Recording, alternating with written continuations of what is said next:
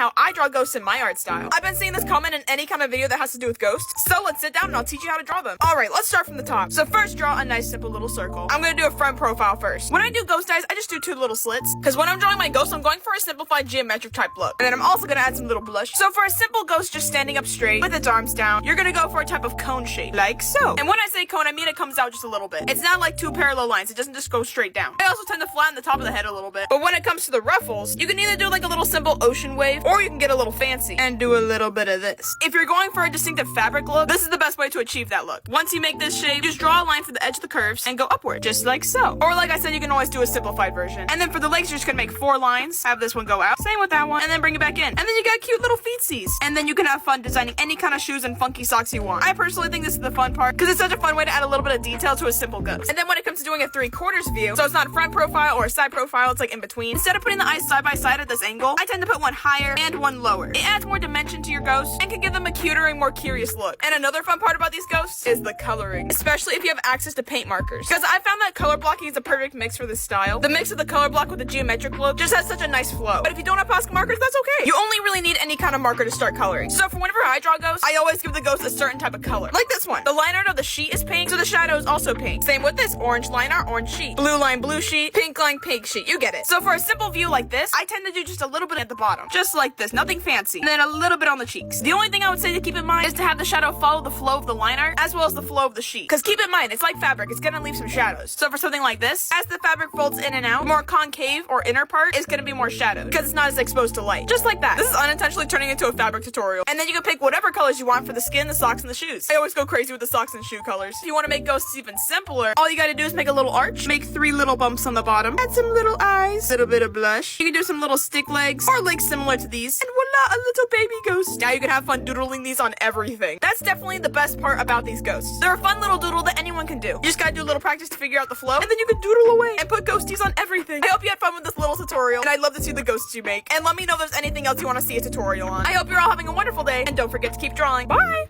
Here are some tips on learning